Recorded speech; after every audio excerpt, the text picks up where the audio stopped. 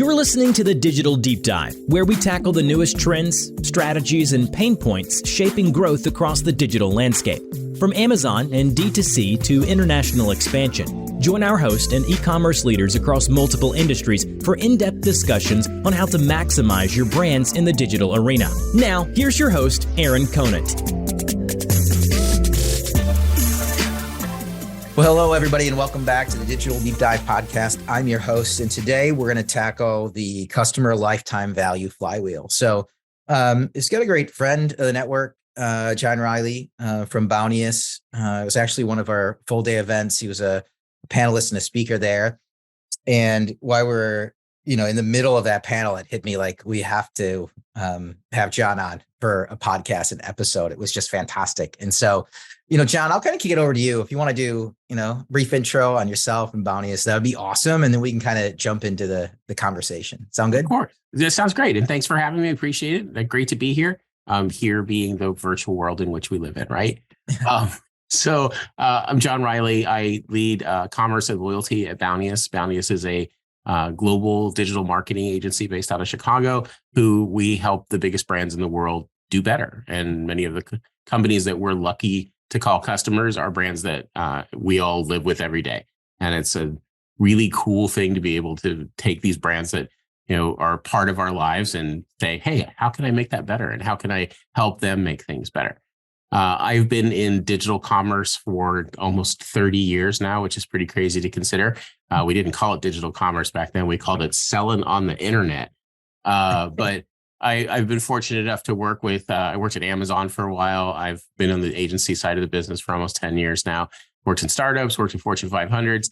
I've seen just about all of it. And as I will jokingly say, my value in a situation is all of the mistakes I have made in my past and be able to say, I remember I tried that and it didn't work. Try this instead. So that's my value I can bring to the table. But this is something I'm super passionate about. And we were chatting, of course, before the podcast itself, and we were just getting super excited. And you're like, wait, we got to record this so we can get moving. So yeah, really passionate. And thanks for having me. Yeah, I mean, that covered. Yeah, absolutely, Jon. Thanks for jumping on. So around that customer lifetime value flywheel, we're kind of getting into where it starts and how people should be thinking about it. And then there was 15 questions that popped into my head, but let's kind of walk through, like you were going through like content strategies to meaningful experiences. Love to hear. Let's walk through what those pieces are, okay, and then kind of what the focus needs to be. Okay. Yeah. So as I mentioned, I'm fortunate as an agency guy to get to work with a lot of different brands, and I hear a lot of different problems, many of which are the same, just in different sectors. And one of the things I pontificate a lot, and we all learn this in business school at the beginning, the first day probably, is that it is drastically cheaper to sell to a customer that you already have than to try to acquire a new customer. And I see so many brands spinning their wheels, spending all of this goodwill and budget and all of this opportunity that they have to try and go out to the street and find one more person that they can call a customer. And so when we talk about the path of the customer lifetime value flywheel, the idea is you want to build an engine that can spin on its own volition. It's a virtuous cycle. You feed it and it just starts spinning. And the beginning of that is a strong content strategy, because when you have a product or service, whether you're an existing business or a new one, you have to get your message out there the best as possible. And one of the things that I find that brands frequently don't do is they have this sort of shotgun blast idea for a content strategy, where if you ask them, who is your customer, they'll say humans. And that's not really helpful for anybody, but you have to be specific about what you're trying to do. And that's where I was talking about earlier when I said that, the most fertile field for you to go farming for new customers is your existing client base. And so if you look at what they're doing today and what they need from you, and you can offer that in a better way, that's a sound business strategy. And I use the 80-20 rule of, 80% of your consumers are responsible for 20% of your revenue, and 20% of your customers are responsible for 80% of your revenue. So the idea is not how we can get more of that 80% cohort, but how we can move that 80% cohort into the 20% cohort to make that even larger. And that's the goal. Yeah, no, it's so interesting, because I know what you're saying is, that focus is, how do I grow my customer base? Well, Yes, but the right customer base. It's Right, not always exactly. adding in that one-time purchase person. Yeah. Right. It is, how do I curate around and how do I move those people into the 20%? And that then distinctly changes what my content strategy is going to be, what my It paid definitely media does, strategy is going to for be. sure. What are my KPIs? It literally changes 80%, 90% of what we're doing. It does. And it's so frequent that businesses, I was starting to say brands, but businesses in general will come forth with, oh, we have this great idea. We need to run as fast as we can, to go and find it, rather than working backwards from the result which you want and determining what you need to get there. And it sounds so basic, but nobody does that. And the brands that are super successful that very many people know who do that, part of the reason they're successful is because of that. Like Amazon doesn't start any project without a finished idea. They call it a press release of what it's going to look like and working backwards from that. And the same is true for any program, whether it be a content strategy or you're trying to build a loyalty strategy or you're trying to create this flywheel to, autonomously run and generate more revenue from your existing customers. You have to say, this is where I want to be. How am I going to get there? As opposed to, wow, well, let's just start a project. Let's just do a program. Charlie over there looks like he needs something to do. Let's pull him over, and then before you know it, you have this, 20-person team that encompasses absolutely nothing. And you don't want that. That was possible for the past couple of years, right? During the pandemic, when anybody could grow an online business, right? I've said this on previous podcasts. It's like super easy now. All of a sudden it's getting really hard. Oh yeah. Customer acquisition costs are up. It's funny you say loyalty. I would say the last 50 conversations I've had, 20 of them, loyalty has popped up. And it is all around, hey, I've spent so much money just getting them onto the site. Right. It's conversion, it's actually payments, and it's loyalty, which is very, very interesting from a year ago, which was, how can I get more people in the funnel? Right. But which is fine. We want more people in the funnel, but in this environment that we're in, you also want to focus on the current customers you have. Indeed. Yeah, so very true. And a lot of brands are struggling with, during the pandemic, they did anything they possibly could to sell everything they had online instantly. And that was a struggle for even some of the, established brands. I don't mean to pick on poor Amazon again, but even Amazon struggled with their logistics system, just couldn't handle the amount of quantity that was trying to move through the network at any given time. And so now here we are, 2023, the pandemic's 3 years old or 3 years over, depending how you look at that. But now we have to sort of remove all the duct tape and chicken wire that we use to create these infrastructures to support our customers and make them permanent, because people aren't going to go back to 2019 and go, you know what? I really do enjoy going into the grocery store and fighting with my 6-year-old over cereal. People aren't going back to that. They like sitting in their car, popping their trunk, and somebody come in and deliver something and leave it there. And so a lot of these things that we're now thinking about would have been maybe a moonshot 4 years ago are now table stakes, and whether we're ready for it or not. So when we're talking about, lifetime or customer lifetime value, what that means is different than what it meant a year ago, and certainly different than what it meant 4 years ago. And on top of all of this, so we have the technology, we have the pandemic, we have the fact that consumer behavior is changing because we have a very, what would be a polite way to put this, fungible economy at the moment. And then we have this cohort called Generation Z who has radically different views on how everything should be done, and they are not afraid to tell you about it, where they're, 40, 50, 60% of consumers, depending on who you listen to. So we have this massive generational cohort who wants everything digital, wants to interact with every single brand in any single way that they want to at any given time. And they don't tell you what that is at any particular point in the journey. And now brands have to pivot to be able to say, okay, how do we sell to these people? And so that's the key to me of the flywheel, of the idea of taking in more information and you're applying it, and you're getting more information and you're applying it. And so that lumbering water wheel, if you think of like one of those in a sawmill in the 1800s, that water is data. And that what is pushing that wheel forward is the information that you're garnering from these consumers, learning what they want, getting that strategy changed based on what they want, implementing that strategy, offering new experiences, recording those new experiences, getting that data, changing your strategy, and then it spins and spins and spins. And, at Bounteous, we call that digital flow. It's a virtuous cycle. There's many other companies that call it different things, but at the end of the day, the idea being you want to take in as much information as you possibly can, learn as much as you possibly can, and change.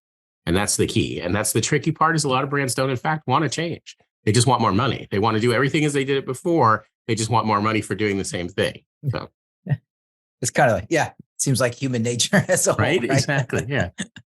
No, when you think about it, you're ingesting data. And where I have is a lot of companies right now that have data. I go beyond data lakes now. It's data oceans, right? It's just massive amounts of data. And it seems like step one, before I can even get into content in accurate content generation, maybe it's personalization piece, is first organization of data is what I'm thinking. So you ingest the data as I'm going around this flywheel, ingest data, organize data. And then what's next? Is it create content? Is it personalization? Like those two seem to go together. They do. And I would say it varies on what your end goal of it is. To me, content is the critical aspect of it. If you don't have good content, you don't have good anything. And so your question is, do you create content or do you create personalization? The answer is yes, because you're creating personalized content based on that information that you have to the best of your ability. And that's the weird part, depending on what sector you're in. Because if you're a retailer, if you're a Walmart, you have a pretty broad view of people's habits and buying habits. If you're a CPG like Unilever, okay, people like Hidden Valley Ranch, but you don't know anything about their habits for buying shoes. And so you have a very limited amount of data. And so the advice I like to give companies is, do what you know and do it well. And don't try to be too much to other people. And that was one of the big things of the marketplace craze that came about at the end of the previous decade, where every single brand says, oh my gosh, we need a marketplace. I'm Hudson's Bay Company, and I need a marketplace that'll have, Lord and Taylor and Saks and all these different brands in the same roof. The thing is, okay, sure, I understand where you're coming from. That's not really what your customers want. That's what you want, but that's not what your customers want. And so that data that we're consuming, that we're getting out of this ocean, part of that is to listen to the basic ideas of, this is what your customer wants and this is what your customer needs, and moving from that customer vendor relationship into more of a partnership, where it moves from you and I sitting on opposite sides of the counter and me putting my things that I want to purchase from you on the counter and giving you money and you give me my stuff, to we're both sitting on the same side of the table and we're trying to figure out how to solve my problems. And that's true personalization. And honestly, nobody really does that great today. There's a couple of examples where, frankly, brands get it right by accident, but it's not this is amazing, because I don't think anybody would say, wow, my interaction with, looking out my window, Sam's Club was a fantastic interaction because they anticipated the fact that I wanted to do this when I was doing that. That's the goal for every brand, but they haven't quite gotten it there. And so that flow, that water wheel that I keep coming back to, that goal of getting to customer lifetime value, what that actually means is that you are to the point where you're not only providing the customer what they want, you not only know what they did, but you can predict what they're going to do. And so I call that the commerce chasm, commerce chasm, TM, Jon Reily, all rights reserved. But all seriousness, the idea of being, many brands know what happened, very few know why, and almost none can say what will happen. And so that customer lifetime flywheel will help you build that data to be able to make those predictions, so you're proactive instead of reactive. Do you think, like, a lot of the holdup on the personalization side is just there hasn't been the tech there to do it, right? I mean, there's a lot of people that over the past few years, I feel like right now we're finally getting there, where the tech, the AI, the machine learning is fast enough and smart enough, right, that it can give me data in a short enough amount of time where I can make meaningful decisions. If it takes me 3 months to figure out what you're going to do, you probably already did it. Exactly. Or the moment is past. So I definitely agree with that assessment, that from a technological standpoint, we're the point where we can do more with these things. However, a lot of the reason, in my opinion, personalization hasn't truly taken off is there's that one fine line between, when I was at Amazon, I would advise my teams go to the very border of creepy and then roll it back. So the difference between delight and creepy. So one of my roles at Amazon is I ran the bookstore. One of the sort of secrets of Amazon is we could, with pretty good accuracy, predict the next book you were going to buy. We wouldn't necessarily show that to you because frankly, it creeps people out when you do that. And if we get it wrong, we get it really wrong, and you don't want that either.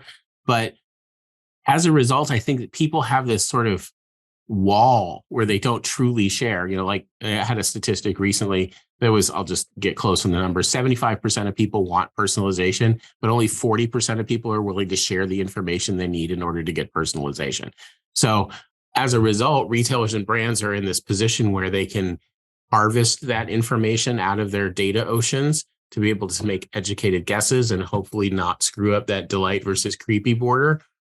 And that was what I was coming back to earlier of the border between a brand like Walmart, which has a very large spectrum of information on consumers, versus a brand like, Unilever or Procter & Gamble, which has a lot of information, but it's very narrow. And the information they do have is really what's only given to them by their retailers. So how can those brands find the way to be able to get to, you were, I can look at you and I can say, you know what, you're a, mid 40s guy. I know that you're going to kind of like to be, we're going to segment you and I'm going to put you in a certain box and say with somewhat accuracy that this is what you want, but it's not what Aaron wants, right? Because if we're partners and we're sitting on the same side of the table, I would know that. And so that's that customer lifetime value where you consider me, as I'm the retailer in this analogy, I'm a partner with you. I work with you together to get your best looks.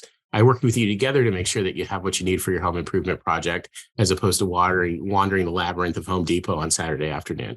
And that's the tricky part. And we're writing the rules as we go, because the social constructs of what people are comfortable with is changing rapidly.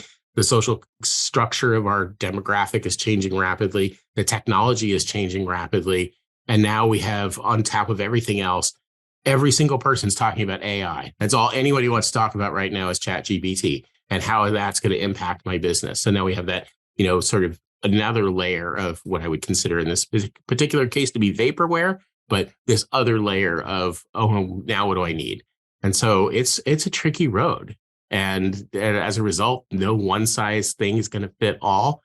And a lot of brands and companies are sitting there looking at service providers going, okay, I know you have this really great box and it says personalization on it. It has a nice little price tag on it. It says $1 million, but that's not necessarily going to solve everybody's problems because every situation is bespoke. What? But I think that's what people are finding out right now is they were looking for the silver bullet over the past few years and nothing really did it, right? Nothing quite solved it. And while they signed up for it, now they're kind of let down. Yeah. And they're trying to take a step back. And it's not to say there aren't great players out there, because there are. There is just the other thing behind this, tech boom was all this money, this capital flowing in. Anybody could do a startup and get cash and say they could do this.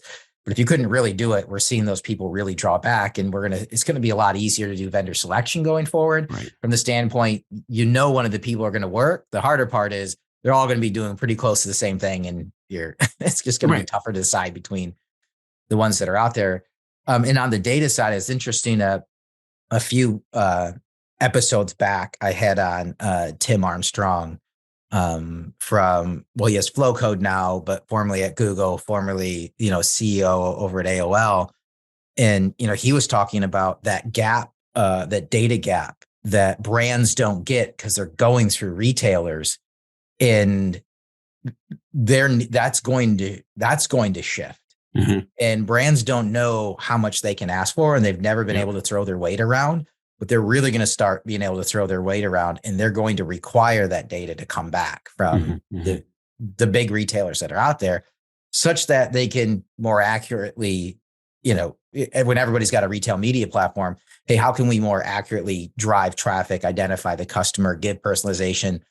They're still not going direct to consumer, but they want to be able to, control the advertising and the message there that's around their brand and the people who are buying it, rather than it being, held up within these big retailers. So, right. Well, and that's a weird thing too, because, for 75 years, CPGs, their entire job was advertising. That's all they did was brand awareness. And they just let the retailers handle everything. And then, in the middle part of the last decade, retailers got wise and said, we can white label our own stuff here, just cut these people out. We can keep all the money.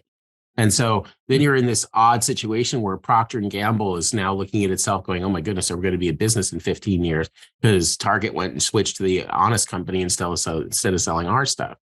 Now, those CPGs have a fair amount of data that the stores also want. And, just to use the cliche of the day, data is the new oil. And now everybody wants to exchange the information or the data back and forth as much as you can. And that was sort of the promise and the threat of the death of the third-party cookie, of course, is that you would have these, enormous confederacies of companies who would share information across one another, not even getting into the legality of that, because even one sentence of that's against GDPR, but we'll just ignore that part of it for a second. But the idea of, we're going to, Target and Ford and, Bloomingdale's and all of these random Hermes are going to all share this data. In practice, that's probably not what's going to occur. But a lot of brands, and I'm picking on CPGs a fair amount just because they're low-hanging fruit for that, we're in this position of, oh my gosh, I have to go direct to consumer. It's my only chance for survival. I have to have this data about my customers, and Amazon won't share anything back to me about what they're doing because it's Amazon's customer and not my customer. The problem is that nobody wants to buy their mayonnaise from mayonnaise.com. The entire concept of it was that, I can have this aggregator where I can get all of my stuff in the same place, and we'll call it a grocery store. And, that was the cutting edge of technology at the turn of the 20th century. So here we are now in the, core, approaching the middle of the 21st century, which is kind of scary to consider. And we're almost getting back to that same thing of we need an aggregator to store all our stuff. And that's where I swear I have a point here. That's where brands like Instacart are upending everything because they can become the data aggregator. Instacart is a data company that happens to deliver potato chips, just like, Apple is an entertainment company that happens to make computers, or Domino's is a, data company that happens to sell pizza. The idea being that Instacart has now become that threat that all of these brands thought Amazon, in fact, was, but in reality, it's Instacart. Because Instacart is completely agnostic when it comes to where they actually get the products, has all of this information about all of us in a rather complete spectrum, because we just order whatever we want, bric-a-brac. So now, in addition to that, we're talking about your CPGs over there. They're talking about what they're going to do with their data. Now they have to fight with Instacart on top of everything else. It's a scrum. It just is, it's a mess, right? And, I was jokingly saying to somebody recently, in 15 years, business school students are going to be writing about what we're experiencing right now and trying to pull apart what were they thinking, right? And who knows where it'll land. But I don't know if technology is the answer. I don't know if AI is the answer. I just know that CPGs and brands that would typically take a direct-to-consumer route are now in a very odd place because their data for their product are locked up in all of these walled gardens. And on top of everything else, these walled gardens that were once just retailers are now their own advertising networks. Amazon's one of the largest ad networks in the world. And how did that happen? Now Target's trying to do that. Now Walmart's trying to do that. Everybody's trying to create their own ad network. So we can just create more, of a quagmire in a different sector in addition to ours. We can go mess up the advertising sector as well. So I could ramble about this forever. So you're going to have to No, but you nailed it. Everybody's this. coming out. Piggly Wiggly's got a retail network. Exactly. Now. It sounds ridiculous, but it could. I don't even know if it's not true. I mean, it might be true. I mean, literally everybody's launching one. I don't know if it is either, but nobody would be shocked if it were. No, they'd be like, that makes sense. I know Kroger's got one, for example. I know CVS has got one. I mean, what business does CVS have in the media world? But, they're the fourth largest company in the world. So why wouldn't they be there? Right. If they can, I mean, the reality is they were all seeing the dollars that brands were spending on Amazon. And they're like, hey, because listen, Amazon's pay to play. Right. And they've been around long enough that these brands are just sitting up like, wait, brands are comfortable with Amazon being pay to play. Mm-hmm. We'll see if they're comfortable with us being pay to play. Yep. The reality is people are. They're just pulling money from Amazon and shipping it to spread it back out. Yeah. Right. And it's going to get to be like we're using groceries, we're picking on grocery a little bit. It's going to get to be like grocery where no one has a majority. And there's 45 different brands that all have 3, 5, 7%. And there's no parity. And as a result, it's going to be like cable TV where I have to spend here and I have to spend here and I have to spend here. until the networks come and undo all of that. Yeah, it's all cyclical, right? Love it. When we think about then lifetime value, I want to jump back to, if maybe it's a fashion brand, right? I'm bringing in, we're starting, we brought in the data. We got the personalized content. We're delivering personalized content. As we keep going around that, what is that? What is the end goal? Is it, obviously it's customer retention, but it's remarketing, it's lifetime value of the customer, it's follow through. Mm-hmm. Like what's next as we go around the wheel that we should pick apart? Well, if we use the model of a fashion retailer, in addition to customer lifetime value, there's also what do the customers want? And fashion's a tricky, it's a fickle animal. It changes really fast. We've seen a lot of fast fashion brands struggle, like poor Forever 21 can't seem to get out of its own way. Rue 21, I'm just sort of realizing they both have the number 21 in them. I wonder why that is. Yeah.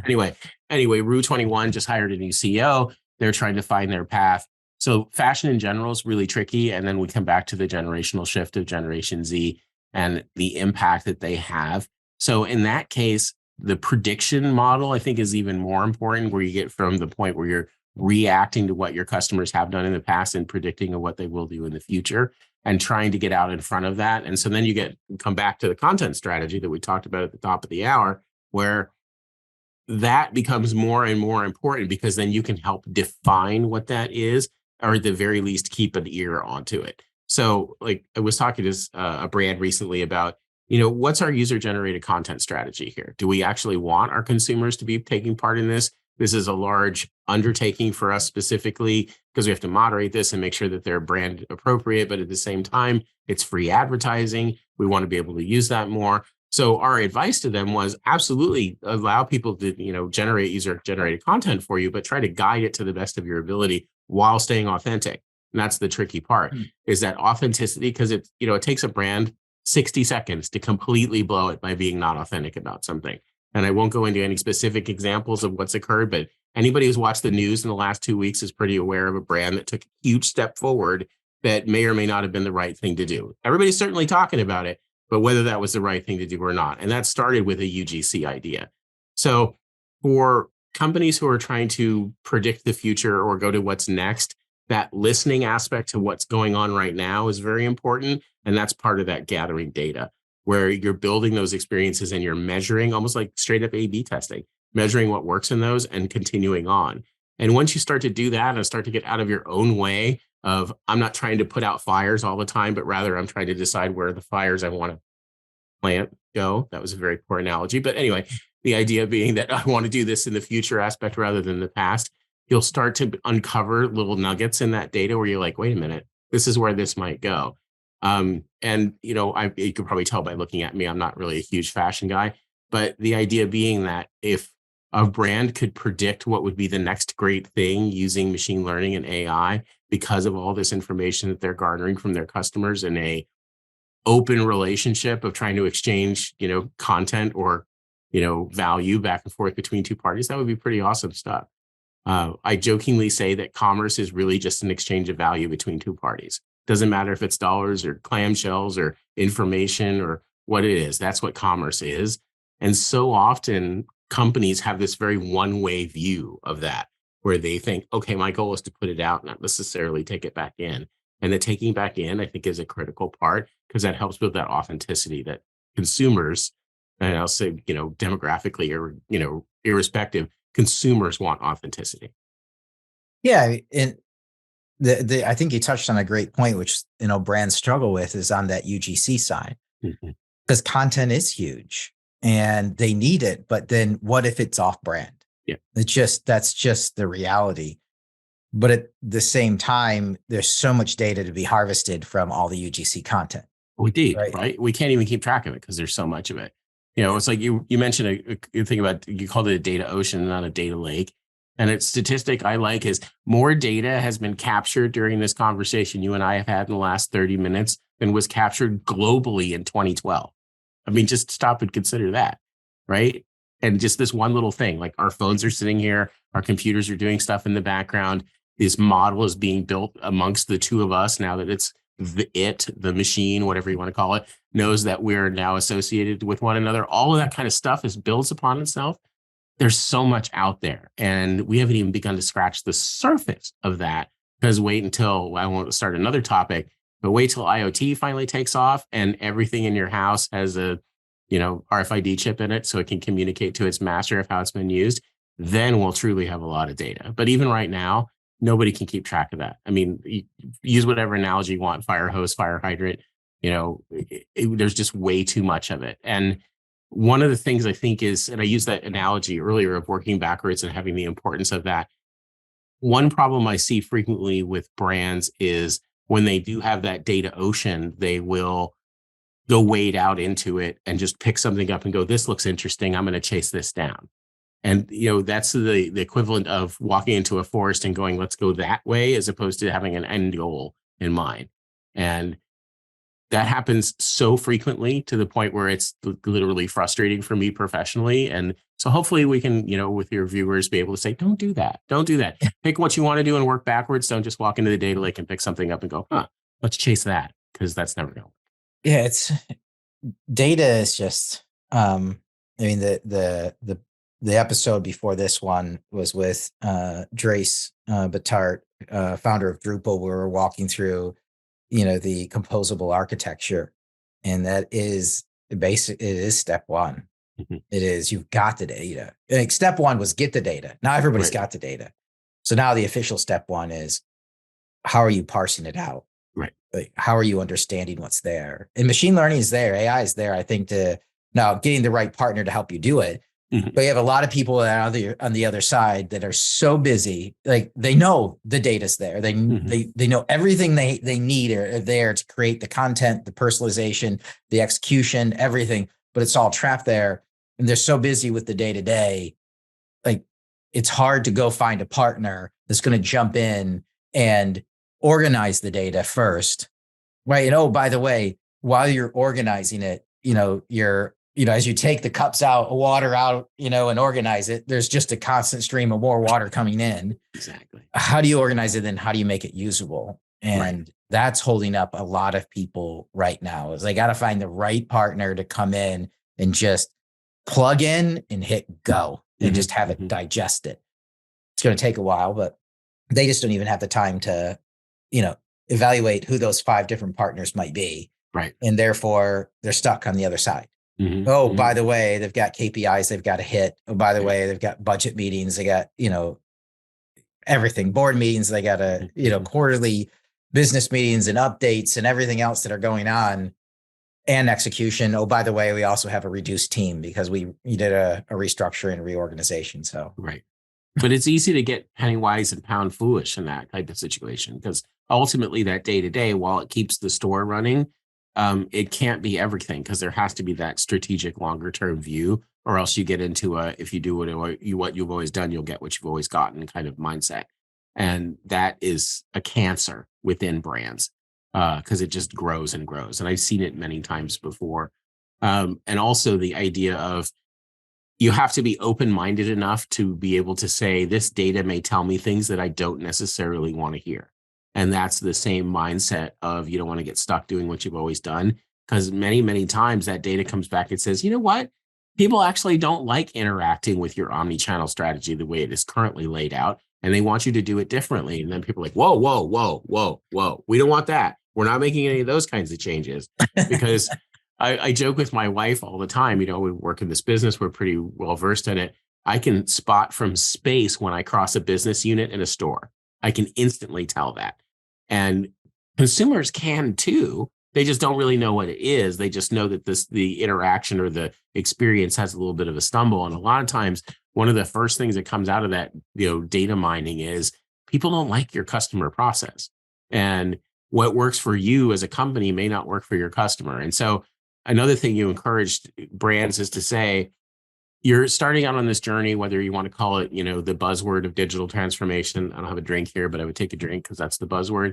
Whether it's going to be digital transformation or whatever it is that you want to call it, the first step of that is you have to be ready for it, right? It's like, going on a recovery path almost, where you have to admit that you have a problem and admit that you're kind of stuck of how you used to do things. And maybe this organizational structure that we put in place in 1995 is not what we need for a modern world.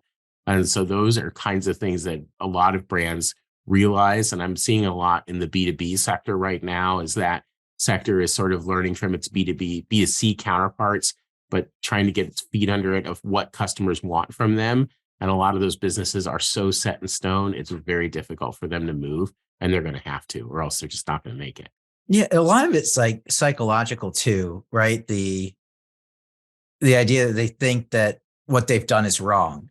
Right. And that's, constantly, as I'm talking, to brands and organizations, is the idea that you have to change doesn't mean what you did was wrong. Right. It's only wrong if you don't change. You did what you did was right in most cases at the point in time of which you designed it with the information you had in the current business, environment.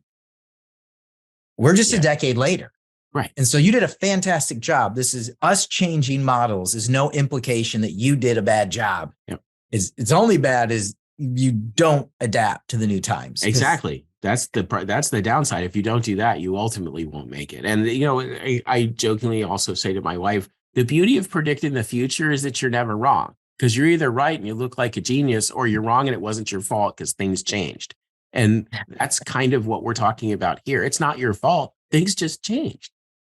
Nobody could predict the fact that, 15 years ago, that every single purchase in everybody's life would start with a smartphone. Nobody knew that, but here we are. So if you made decisions based on that, it wasn't your fault that that's what happened. Same kind of thing when we were talking about Instacart earlier. I don't think anyone really predicted that, a bunch of college kids driving around in 93 Corollas was going to completely upend retail, but that's exactly what happened. It's a crazy, crazy world. So, having that, you laughed about that, but maybe having that little mindset of, okay, well, let's see what we can do now, would help a lot of brands and retailers, because a lot of them, they're in a weird place. Retail's in a tough spot. They're being strangled by their real estate costs. Their labor, their staffing shortages are killing them. Their supply chain things are killing them. They have to find a better way to do business, or else they're just not going to make it. And, not Best Buy, Bed Bath and Beyond, that poor brand is probably not going to be very much solvent for the rest of the week. That's an example of a brand that could have made it and didn't, because they couldn't get out of their own way. Yeah. Yeah. If we tackle loyalty, we're going to be here for another 3 hours, but we can do it. It's just, we've tackled data. I was listening off the things, that people have been bringing up, and loyalty is a piece of it. Mm-hmm. And it's loyalty programs. And again, people think, oh, I'm going to find a loyalty partner. Right. And everything's going to be solved. Who do I plug in? Who's the best one? Those are the conversations. Who's the best loyalty partner? I guess it depends, right? Yeah. But I think, in my opinion, the best loyalty partner is your actual company, right? That's you can get all the tech. That's the tech that's going to employ what your loyalty strategy is. And in that case, that tech depends on what you're trying to do. Yeah. But this is right in your wheelhouse as well. Definitely. Yeah. So the thing to me about loyalty is, it is so often thought of as either a punch card for sandwiches, buy 10 sandwiches, I get one free, discounts of, I spent $100 with you, now I'm going to get a 20% credit, or tiered stuff like airlines. And those are basically the three mindsets when people think of loyalty. But ultimately, all of those require external partners. And the way you described it, I think, is just perfect. Of loyalty is really about gaining trust. It's about building a relationship with a consumer to say, I am your X guy, whatever it is that we're selling, whether we're selling coffee cups or microphones or, poker chips that I have in my hand for some reason. It doesn't matter what I'm actually selling. My goal is to become your person for that. And the loyalty side of it is really just a endorsement within an organization to say, you know what, we're going to spend money to try to retain customers. And it's, the fast food and QSR restaurant or sector for a long time has had a real good foothold on that, using that old sandwich card aspect of it. But ultimately, people don't really want that necessarily. I was just speaking at a conference here next month, and I'm doing some groundwork on talking about loyalty. And one of the things that I came up with was the majority of people in the United States, people have 14 loyalty programs, but they only use 7 of them. So they took the effort to create those 14 accounts, but they ultimately only use 7 of them. And then the other interesting statistic to that was it was in the 60s. 60% of people lie on loyalty applications to game it so they can get as much out of it as they can. So my takeaway from that is, people are kind of funny about giving personal information once again, but they all want that inside track. Everybody wants to be like the person where you walk in, they're like, John, how's it going? What was the name of that tea? Cheers. Yeah. I'm dating myself here a little bit, but the idea being that everybody wants to be that known, but they don't necessarily want to give the information required to do that. And, this comes back to the piece we talked about at the beginning, where that data can help you start to build a little bit of a persona or even an individual piece, if you have that kind of information, to determine what it was that customer wants from you. And so when I said earlier, what you may be doing is good for you company, but it's not necessarily good for the customer. We have pontificated for 100 years. The customer is always right. But, deep down, we don't actually believe that, because customers are annoying and we just want their money and want them to go off. But, realistically, we want them to continue buying from us. So how do we have that balance and find a way to be able to say, you know what, I like you as a customer. I want to do business with you more, and I want you to come to me for doing it. So to me, that loyalty becomes less of I just have another column in my giant Excel spreadsheet for loyalty or for data, and more of how can I create experiences that help people solve problems so they'll continue to come back to me to solve their problems. And I do that in my own professional career. I think of myself as kind of like a therapist where, you come in, you tell me your problems, I tell you why they're all your fault, and then we go to the next meeting. And, the same kind of thing might be true for loyalty in terms of brands and retailers, of create an environment where people can come and tell them your problems, and you can go, I can help you fix that. And, the home improvement chains have done a pretty good job of doing that over the course of the last, say, 5 or 7 years, to the point where, you don't necessarily hate going to Lowe's because you have this wayfinder on your phone and you can find where you need to go. And there's helpful people to help you either digitally or in real life to meet you where you want to be. And those are the kinds of things that build loyalty, not necessarily a loyalty program. And this is coming from somebody who sells loyalty programs. But I'm also a consumer, and I understand what consumers want. And they don't want one more program. They just want to get their stuff in the quickest way possible. And they'll continue to buy from people who can do that. Maybe you don't need a loyalty program. Maybe you just need to focus on custer loyalty. That's my key takeaway. It sounds ridiculous, but it's so true, though. It's like the loyalty with a capital L versus a small L. Yeah. That surprise and delight we talked about earlier, of finding ways to make my life easier. And, during the pandemic, a lot of brands did a pretty good job of that. But they all seem to have forgotten that now. And now we're back to 2019 where, it's give me the money and I'll throw the stuff across the counter to you kind of thing. And, that's not anyone's fault necessarily, because the world is a very, very different place than it was 4 years ago. And in-person experiences are very, very different than they were 4 years ago, which frankly, even more so drives the need to build that loyalty with a small L. So positive experience, as opposed to just creating one more program that you have to support. I love it because we're talking about like the whole precipice for, I like how it's gone full circle, is that customer lifetime value flywheel. And part of that, everybody thinks that I have to check every single box all the way around. And there's a service provider to help out with all of those all the way around. Maybe take a step back and see, is your competition, your brand, everything around it, do you need a loyalty program? Or do you just need to focus on customer loyalty? I love it. Don't sign up for another one if you're going to be one of the 7 that's not used. Right. Over and over and over again. Don't waste the time, effort, money. Yeah, exactly. Don't create something, and this sounds so, once again, basic and stupid at the same time, but don't create a program for your business that you wouldn't want to be a part of. Right. That happens so frequently where we work with a brand and we're like, are you kidding me?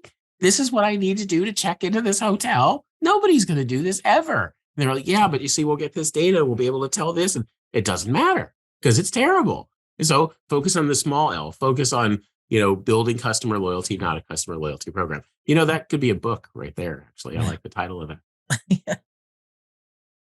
Maybe you should.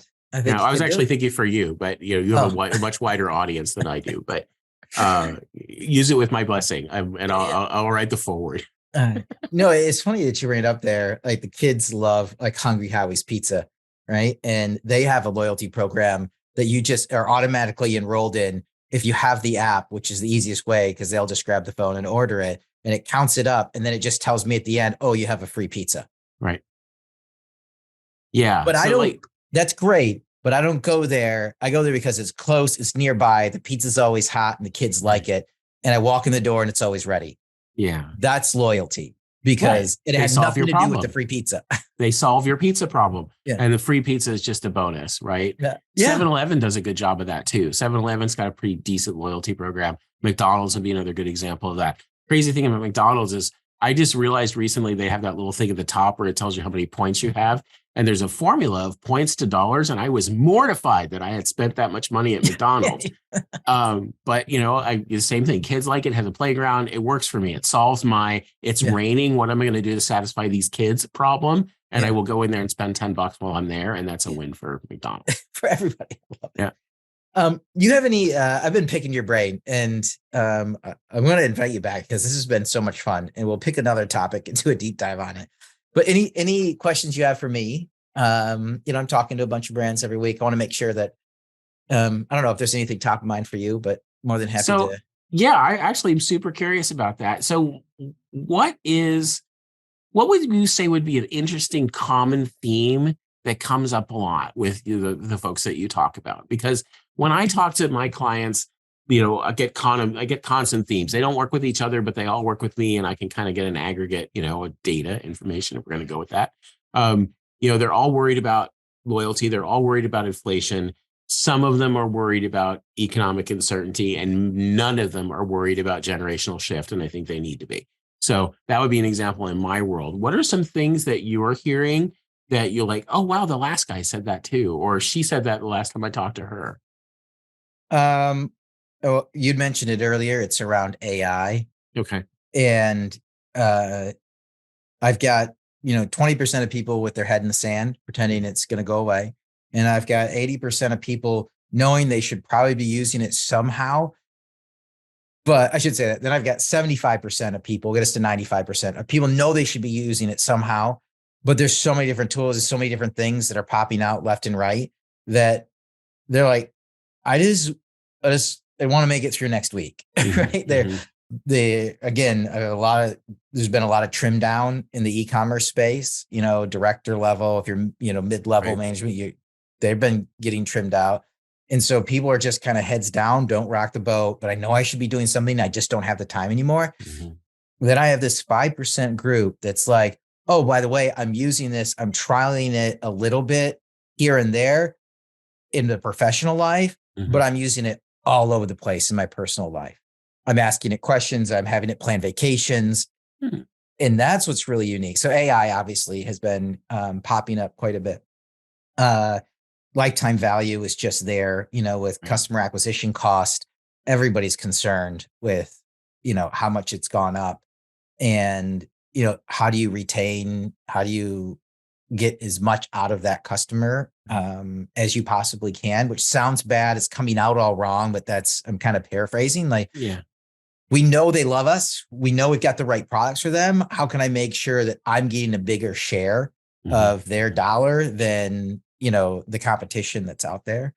Right. And, a lot of it is just, people are looking for ways to make Amazon more profitable. That's another one, right? So I'm talking to everything startup, the Fortune 100, from food and fashion everywhere, but then also everybody from direct to consumer to Amazon and how they're doing it. And so it's how do you make Amazon more profitable, because they've gotten so big, right? And most people, they have because of poor execution at early launch, and bad pricing structures when they jumped in, that now they're just trying to unwind that, and it's just really tough to do. So yeah. And the thing about Amazon too is, this was the last quarterly report was the first one they ever completely broke out that other category, and 85% of it was Amazon advertising.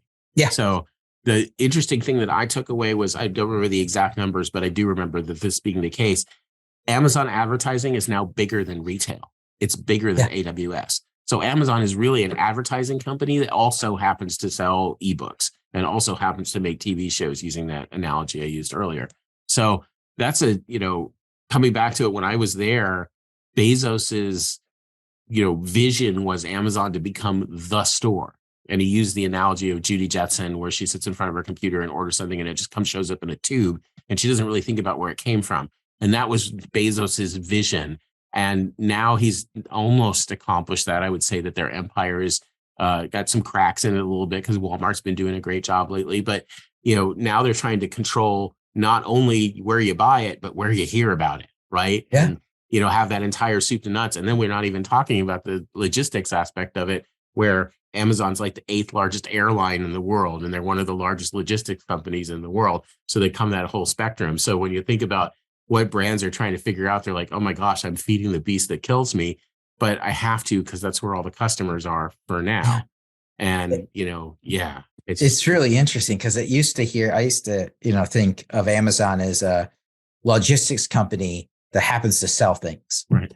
And now they're an advertising company that does logistics, but also sells things. Yeah. And I mean, the logistics piece is really interesting right now, because as they've trimmed down on their effort to get more profitable, as they trim down the number of warehouse space, they've really been cutting weeks of inventory for brands. They started this in Q4 of last year. And as brands have lower and lower inventory, fewer and fewer weeks of cover, they're not as willing to advertise. Yep. And so I've pinged a couple friends over in the Amazon space a couple times, just to say, hey, just a heads up. Like, I know people are spending money with you, but it's tough when they only have 2 weeks of cover, because if the competition goes out of stock, then they go out of stock. Yeah. And nobody wants that to have happen. So they're dialing back. And again, but that money is flowing over into Walmart, retail media, everybody's retail media network, including probably Piggly Wiggly's. Right. Indeed. And it's just the takeaway from that is there's still a lot of opportunity out there, even when there are giant brands like Walmart and Amazon. Because at the end of the day, we talked about loyalty with a small L. It's all about, where can I get my problem solved? And I won't say more often than not, but more often than I would think, Amazon's not my first choice for that anymore.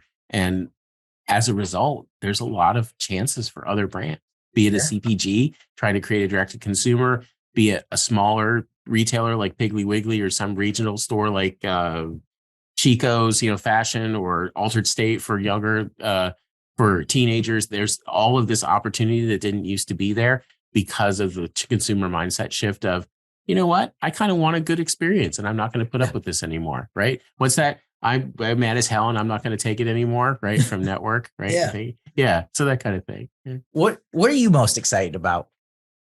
When you talk to all these companies as well, right? And you're doing some really neat stuff. You hear issues, problems, but you also, I think, can peek around a little bit of the corner. I mean, you guys are just an awesome, Bounty's just doing fantastic things. Like, what gets you excited? I love to see brands move out of things that they've always done into new stuff. And I mentioned B2B. I've been spending a fair amount of time in the B2B world lately. And in their sector, that is personalization and digital, creating digital experiences. So that's kind of cool, because you have a company that did everything with an Excel spreadsheet and, an army of salespeople with catalogs under their elbows walking to people's stores, and now they're having digital experiences. So that part of it's really exciting. I also like watching traditional retailers branch out into different stuff. And we picked a lot on Amazon. So I'll skip them for this time. But you take a company like Petco, for example, and Petco is now thinking, you know what? We always sold the pet food. In many cases, we sold the pet. Why don't we take care of it too? And so now they're moving into healthcare. When then you have their main competition is Mars, who makes candy bars, who purchased a bunch of pet healthcare things. And then you have this new collision between a pet retailer and a candy bar company over veterinary care. And so those kinds of things are crazy, but those little those mashups, those are really interesting to me because I like to solve interesting problems. And then the last part of it is just to think about, we touched on logistics a little bit. What does that look like? I mean, what is people's tolerance? Do I need that in 30 minutes like a pizza? Is 2 days enough? And if we're talking about information, thanks to AI, I can get an answer instantly, but maybe it's right, maybe it's not, maybe I don't trust it. Coming back once again to feeding the beast that kills me, is it going to turn into a Skynet and Terminator kind of thing? So, to me, it comes back to that old saying of just because you can does not necessarily mean that you should. And you'll have a lot of brands and retailers and companies in general all reaching for that brass ring of AI. This will solve my problem. Just like they thought machine learning would, just like they thought clienteling would, just like they thought, Bluetooth enabled, tracking beacons were. And, I could pick on things for ages here, but the excitement of not necessarily what's new and shiny, but finding new and different ways to use what exists today, I think is super cool stuff. And I'm enjoying watching that. Yeah. Awesome. Well, Jon, this has been so much fun. Again, thank you for your time, willingness to jump on here and share with the network. It's been fantastic.